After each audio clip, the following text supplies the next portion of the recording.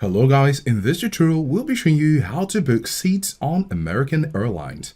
So please follow along so you don't miss a step. So currently we're on the American Airlines website, which is aa.com, and here we can go over to bookings.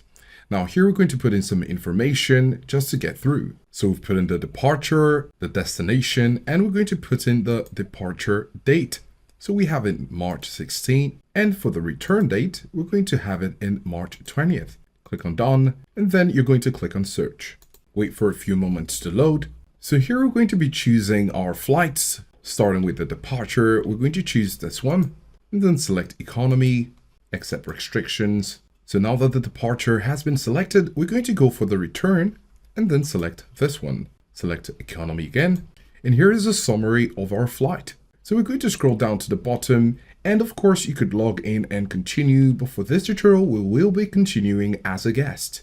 Now we have some more information here. We're going to fill this up, your passenger information, your trip contact, any necessary promo codes, and click on continue. So now we're going to choose our seat. We have the departure flight and the return flight, and for the departure flight we have our main cabin selection here, and we're going to scroll down to look at this scheme. So we're going to go ahead and choose on the row 18.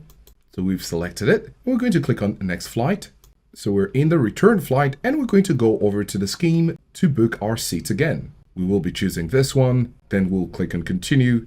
And as you can see, we've been able to book our seats, and the next step is to review and make our payments. When that's done, we will be completing our booking of our seat on American Airlines. Let us know if this was helpful, and thanks for watching.